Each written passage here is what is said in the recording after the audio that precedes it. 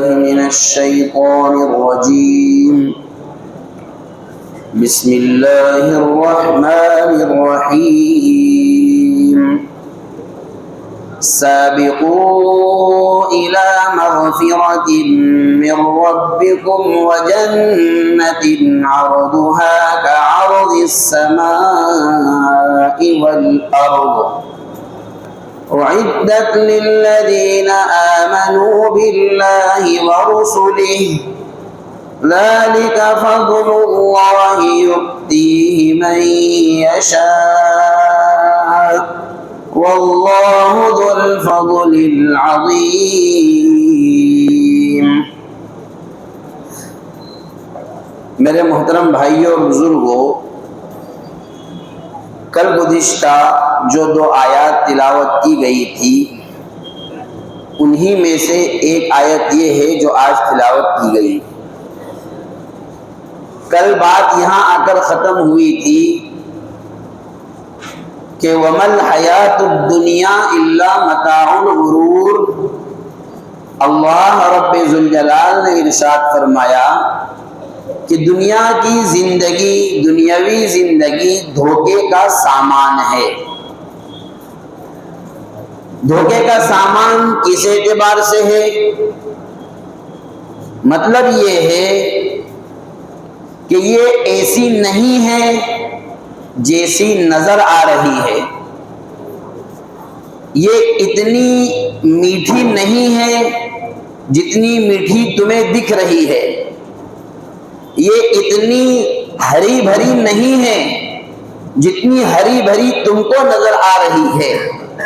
اس لیے کہ اوپر سے تو بہت اچھی ہے اور دکھنے میں، نظر آنے میں تو بہت بھلی ہے، لیکن اس کے اندر میں جب گھستے ہیں تو اندر اتنی الجھنیں اور اتنے راستے پیچیدہ اس میں پھنسے ہوئے ہیں کہ گھسنے والے کے لیے وہاں سے باہر نکلنا دشوار کام ہے.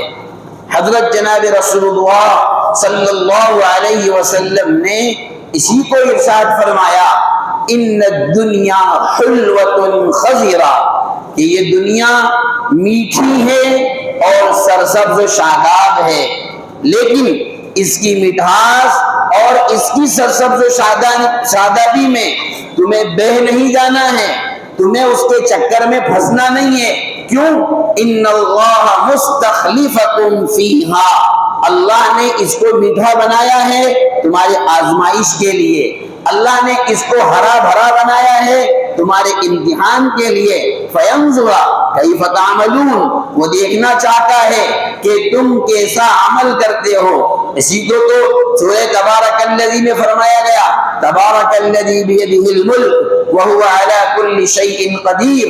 بڑی بابرکت ہے وہ ذات جس کے قبضہ قدرت میں تمام تر بادشاہتیں ہیں اور وہ ہر چیز پر قادر ہے. کون ہے؟ الذی خلق الموت والحیات لیبلوکم ایکم احسن عملا، جس نے موت بھی پیدا کی، زندگی بھی پیدا کی، یعنی تمہیں زندہ رکھا. کیوں؟ تاکہ تم موت کا مزہ چکھ سکو اور پھر اس کے بعد میں وہ دیکھنا چاہتا ہے، تمہیں آزمانا چاہتا ہے کہ تم میں سے کون اچھا عمل کرتا ہے.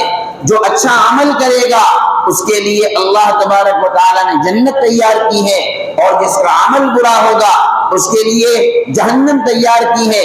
اسی کو سورہ حاقہ میں فرمایا فَأَمَّا مَنْ أُوتِيَ كِتَابَهُ بِيَمِينِهِ فَيَقُولُ هَاؤُمُ اقْرَءُوا كِتَابِيَهْ، جس کا نامہ اعمال دائیں ہاتھ میں ہے وہ لوگوں کو کہے گا، چلا چلا کر بلائے گا، آؤ میرا نامہ اعمال پڑھو. وَأَمَّا مَنْ أُوتِيَ كِتَابَهُ بِشِمَالِهِ، جس کا نامہ اعمال بائیں ہاتھ میں ہے فَيَقُولُ يَا لَيْتَنِي لَمْ أُوتَ كِتَابِيَهْ، وہ کیا کہے گا؟ کاش کہ مجھے اپنا رزلٹ سنایا ہی نہ جاتا، مجھے اپنا رزلٹ دکھایا ہی نہ جاتا، میرا یہ رزلٹ تیار ہی نہ کیا جاتا. کیوں؟ اس لیے کہ اللہ تبارک و تعالیٰ نے ایک گھڑی بنائی ہے، ایک موقع بنایا ہے، ایک وقت تیار کیا ہے اور اس میں آنا ہے. اور وہ کب آئے گا؟ اللہ نے جو اس کے لیے متعینہ وقت جو اللہ نے طے کیا ہے اس وقت پر اس نے آنا ہے، حشر کا میدان قائم ہونا ہے، اچھے کو اچھے کا بدلہ اچھا بدلہ اور برے کو اس کی برائی کا برا بدلہ ہر حال میں ملنا ہے۔ اسی لیے ایک طرف تو یہ کہا کہ دنیا دھوکے کا سامان ہے، اس کے چکر میں مت پڑو، اس سے اچھی چیز تم کو بتاتے ہیں، سنو۔ وَسَارِعُوا إِلَى مَغْفِرَةٍ مِّن رَّبِّكُمْ، سابقوا الی مغفرۃ من ربکم، لوگوں دوڑ لگاؤ۔ قرآن نے جو لفظ استعمال کیا ہے سابقوا، ایک دوسرے سے آگے بڑھو، مسابقہ کرو، کمپٹیشن کرو، مقابلہ کرو۔ اس کا ترجمہ ہے ایک دوسرے سے آگے بڑھنا۔ کس چیز میں آگے بڑھنا ہے؟ الی مغفرۃ من ربکم، اپنے رب کی مغفرت کی طرف۔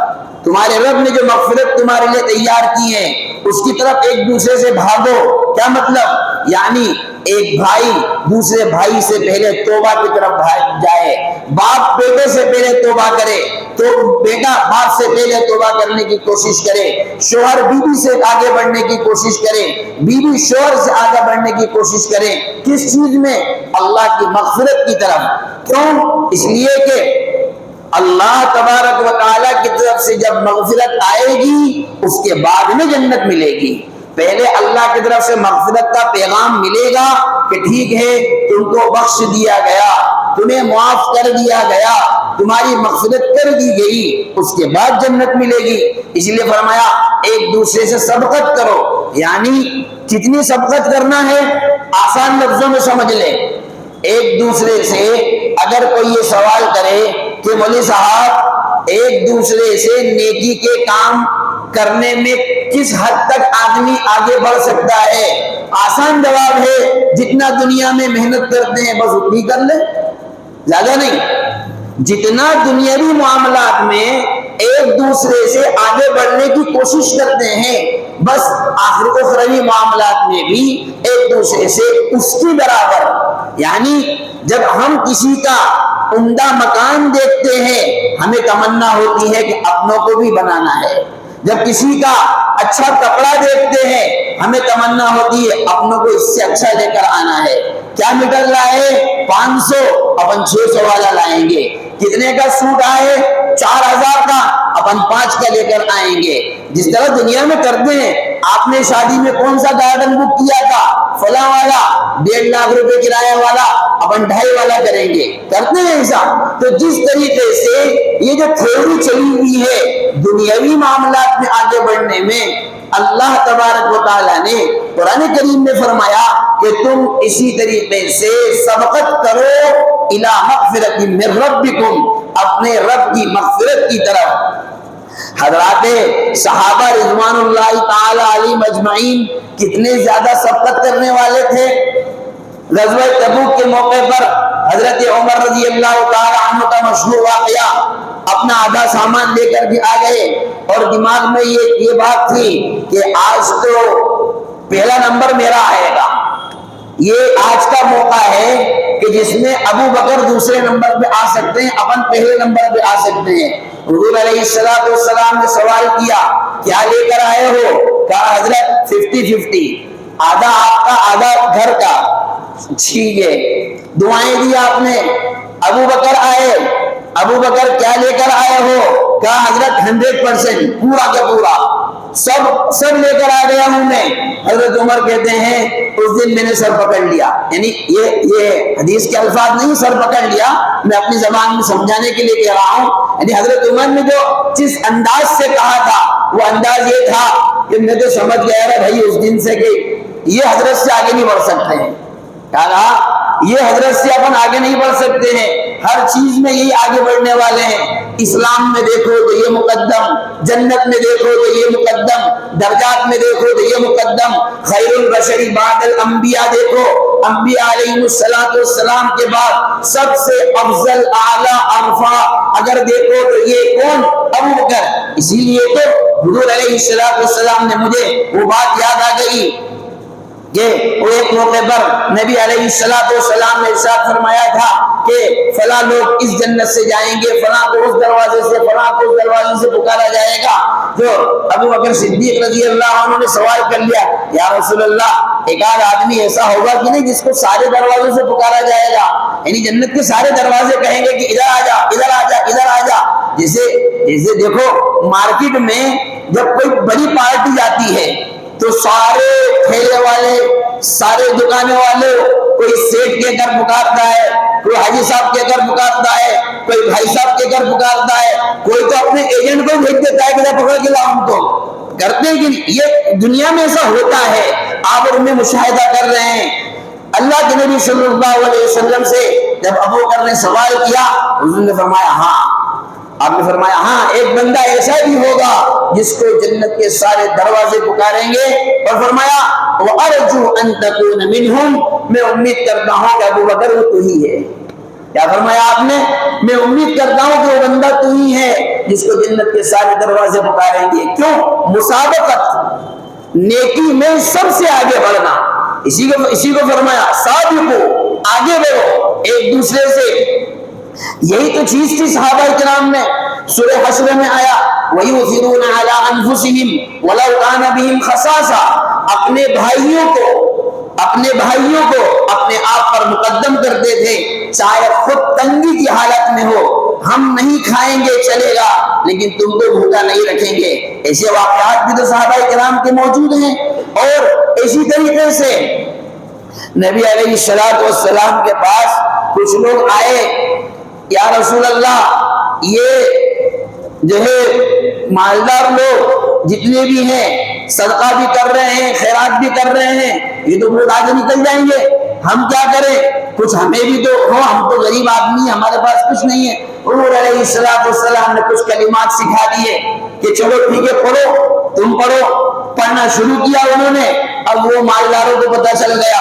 اس لیے کہ صحابہ میں جو مالدار ہوا کرتے تھے، مالداری کے ساتھ ساتھ حضرات صحابہ اور حضرات صحابیات میں جو مالدار ہوا کرتے تھے، مالدار ہونے کے ساتھ ساتھ جتنے بڑے وہ مالدار ہوتے تھے اتنے بڑے دیندار ہوتے تھے، اتنا بڑے دیندار ہوا کرتے تھے۔ جتنے بڑے مالدار ہوتے اتنا خوف خدا ان پر غالب ہوتا تھا۔ اب وہ مالداروں کو پتہ چلا کہ حضور علیہ السلام نے کچھ وظائف بتائے، انہوں نے بھی شروع کر دیے۔ اب وہ غریب لوگ پھر آ گئے کہ حضرت یہ کیا؟ ارے ان کی بلڈنگیں کوئی کم ہیں، زکوٰۃ صدقہ خیرات کم پڑ رہی ہیں، اب آپ نے ہمیں بتایا تو انہوں نے بھی شروع کر دیا۔ رسول اللہ صلی اللہ علیہ وسلم نے فرمایا ذالک فضل اللہ یؤتیہ من یشاء، بھائی دیکھو میں کیا کر سکتا ہوں، یہ تو اللہ کا فضل ہے، اللہ کسی کو مال دیتا ہے، مال کو خرچ کرنے کی توفیق بھی دیتا ہے، ساتھ ساتھ میں دعاؤں کے اہتمام کی توفیق بھی دے دیتا ہے۔ تو یہ آگے بڑھنا یہ اللہ تبارک و تعالیٰ کا فضل ہے، وہ جس کو چاہتا ہے عطا فرماتا ہے۔ تو اسی کو قرآن نے فرمایا سابقوا الی مغفرۃ من ربکم، آگے بڑھو جنت کے کاموں میں آگے بڑھو، وجنت، اور ایسی جنت کی طرف دوڑ لگاؤ۔ ایک جگہ فرمایا سارا یسراؤ کے معنی اپنے تیز چلنا، دوڑ کر کے جانا، بھاگ کر کے جانا، اور ایک جگہ فرمایا سابقو، ایک دوسرے سے مقابلے میں آگے نکلنا۔ فرمایا وجنت ارضها كعرض السماء والارض، ایسی جنت جس کی چوڑائی آسمانوں اور زمین کے برابر ہے۔ اب آسمانوں اور زمین کی چوڑائی ہے، اچھا دو لفظ استعمال فرمائے، اس کی چوڑائی زمین آسمان دونوں کی چوڑائی کے برابر ہے۔ اب آپ حضرات میں سے اگر کوئی ناپ لے، پیمائش کر لے تو بتا دینا بھائی زمین آسمان کی چوڑائی کتنی ہے، اس کے حساب سے بتا دیں گے کہ جنت کی چوڑائی اتنی ہے۔ ظاہر سی بات ہے کوئی نہیں کر سکتا۔ اچھا ہر چیز کی چوڑائی کم ہوتی ہے، لمبائی زیادہ ہوتی ہے، یہ بات پکی ہے۔ معلوم ہوا کہ جب چوڑائی اتنی زیادہ ہے تو لمبائی کتنی ہوگی؟ بنائی کس کے لیے گئی ہے، رہے گا کون اس کے اندر؟ فرمایا اعدت للذین آمنوا باللہ ورسلہ، جو تیار کی گئی ہے اللہ اور اس کے پیغمبروں پر ایمان لانے والوں کے لیے، یعنی ایمان لانے والے بندوں کے لیے، ایمان لانے والی بندیوں کے لیے۔ عمل صالح کرنے والے بندوں کے لیے، عمل صالح کرنے والی بندیوں کے لیے۔ اور آگے فرمایا ذالک فضل اللہ یؤتیہ من یشاء، دیکھو یہ اللہ تبارک و تعالیٰ کا فضل ہے، اللہ جس کو چاہتا ہے۔ کیا ہے اللہ کا فضل؟ ایمان کا ملنا اللہ کا فضل ہے، جنت کا ملنا اللہ کا فضل ہے۔ جنت بھی اللہ کے فضل سے ملے گی۔ اللہ کے نبی حضرت جناب محمد رسول اللہ صلی اللہ علیہ وسلم نے جب یہ بات ارشاد فرمائی کہ یاد رکھو کوئی بھی شخص جنت میں اللہ کی رحمت کے بغیر اور اللہ کے فضل کے بغیر داخل نہیں ہوگا، تو صحابہ نے سوال کر لیا ولا انت یا رسول اللہ، حضرت آپ بھی نہیں جائیں گے؟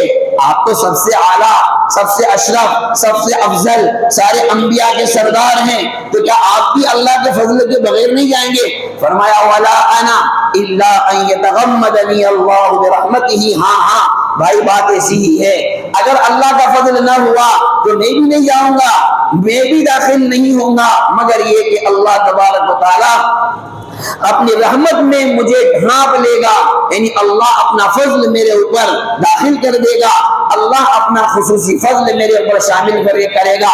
اسی کو فرمایا ذالک فضل اللہ یؤتیہ من یشاء۔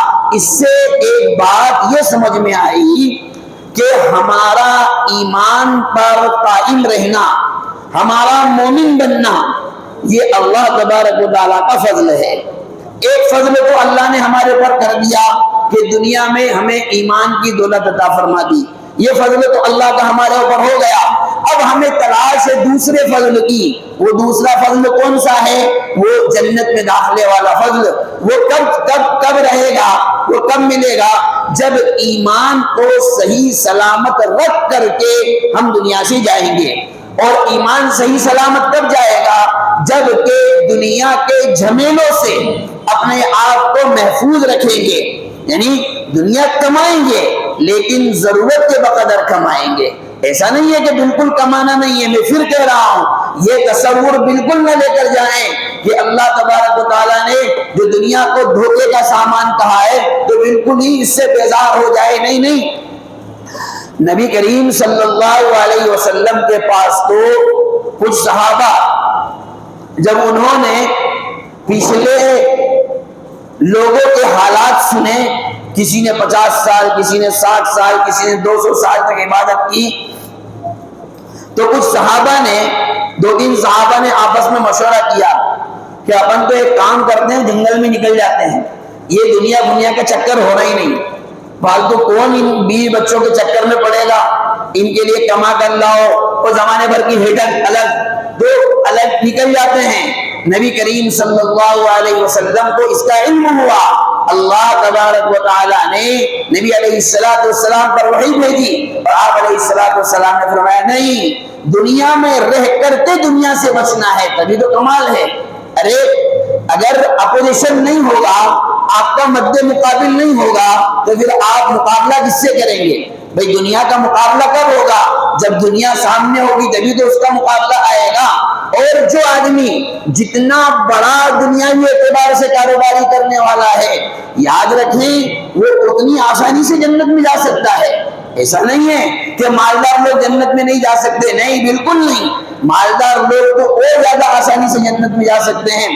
ہمارے مولانا طیب صاحب ہمارے دوست کہا کرتے ہیں ارے مالداروں کے لیے تو اتنا آسان ہے جنت میں جانا، کچھ نہیں کرنا ہے اس کو، خالی بس اللہ کے راستے میں نوٹوں کی گڈیاں پھینکتا رہے، بس گڈیاں پھینکتا رہے، خرچ کرتا رہے، خوب خرچ کرے، اللہ نے کروڑوں میں دیا ہے، لاکھوں میں بانٹے، لاکھوں میں خرچ کرے، دیکھ لیے کیسے اس کے لیے اللہ تبارک و تعالیٰ جنت کے راستے کھولتے ہیں۔ تو دنیا میں رہ کر کے دنیاوی جھمیلوں سے بچنا ہے، یہی تو دنیا کا مقابلہ ہے، کیونکہ بقدر ضرورت، بوقت ضرورت، بقدر ضرورت اس کا حاصل کرنا واجب ہے، لازم ہے۔ ہاں بلا ضرورت اپنے پاس میں رکھنا یہ یقیناً تکلیف کا سبب بن سکتا ہے۔ وہ کیسے؟ ایک مثال دیتا ہوں، خاص طور پر خواتین کے لیے۔ اللہ تبارک و تعالیٰ نے مال و دولت دیا ہے، بہت اچھی بات ہے، سونا چاندی اکٹھا کر کے رکھا ہے، کوئی حرج نہیں ہے، اگر کسی کے پاس کروڑوں روپے کا سونا ہے کوئی حرج نہیں ہے، لیکن وقت پر اس کی زکوٰۃ کی ادائیگی لازم ہے۔ اور اگر نہیں ادا کر سکتے زکوٰۃ تو جتنے کی ادا کر سکتے ہیں اتنا ہی رکھیں، باقی کیا کریں؟ خرچ کر دیں، نہ رکھیں۔ اور اگر رکھ رہے ہیں جائز ہے، بالکل رکھیں، لیکن وقت پر اس کی زکوٰۃ ادا کرنا لازم ہے۔ اور اگر ادا نہیں کی گئی تو قیامت کے دن یہی مال، یہی سونا، یہی چاندی، یہی کاروبار جو ہم نے پھیلا رکھا ہے لیکن ہم اس کی زکوٰۃ ادا نہیں کرتے ہیں تو یاد رکھیے قیامت کے دن یہی ہمارا گلا پکڑے گا، قیامت کے دن یہی آ کر کے ہم کو دبوچے گا۔ قرآن نے اس کا تذکرہ کیا، حضرت جناب رسول اللہ صلی اللہ علیہ وسلم نے فرمایا کہ من آتاہ اللہ مالا فلم یؤد زکاتہ مثل له مالہ شجاعا اقرا، قیامت کے دن اس کے مال کو ایک خطرناک اژدہا اور سانپ بنا کر کے پیش کیا جائے گا، اور یأخذ بلہزیمتیہ یعنی بصدقیہ، وہ اس کو اپنے منہ سے پکڑ لے گا، ویقول انا مالک انا کنزک، میں ہوں تیرا مال، میں ہوں وہ گڈیاں جس کو تو بینک میں جمع کرتا تھا اور زکوٰۃ ادا نہیں کیا کرتا تھا، ہم ہی ہیں وہ تیرے نوٹ جس کو تو رکھتا تھا لیکن وقت پر زکوٰۃ ادا نہیں کرتا تھا۔ اس لیے میرے بھائیوں، اللہ تبارک و تعالیٰ نے اگر ہم پر یہ فضل فرمایا کہ اس نے ہمیں مومن بنایا، اب ہمیں تلاش کرنا چاہیے اس فضل کی جو ہمیں جنت تک پہنچائے، اور اس فضل کی تلاش دنیا میں کام کر کے کرنا ہے۔ اسی لیے دنیا میں کمانے کو بھی فضل سے تعبیر کیا گیا۔ فَإِذَا قُضِيَتِ الصَّلَاةُ فَانتَشِرُوا فِي الْأَرْضِ، قرآن نے کیا فرمایا؟ جمعے کے متعلق فرمایا کہ جمعے کی نماز جب اذان ہو جائے تو کاروبار بند کر دو، لیکن جو ہی نماز ہو جائے اب کیا کہا؟ فَانتَشِرُوا فِي الْأَرْضِ، جاؤ اپنی اپنی دکانیں کھولو، اپنے اپنے کاروبار میں لگو، پھیری والے پھیری پر لگ جائیں، ٹھیلے والے ٹھیلے پر لگ جائیں، دکان والے دکان پر جائیں، گوڈاؤن والے گوڈاؤن پر جائیں، کارخانے والے کارخانے پر جائیں، اور جا کر کیا کریں؟ فرمایا وَابْتَغُوا مِن فَضْلِ اللَّهِ، وہاں جا کر اللہ کے فضل کو تلاش کرو۔ مفسرین نے لکھا یہاں پر فضل سے مراد حلال روزی ہے۔ تو دیکھو ایک طرف تو جنت اللہ کا فضل ہے، دوسری طرف حلال روزی کے کمانے کو بھی اللہ کو فضل کہا گیا۔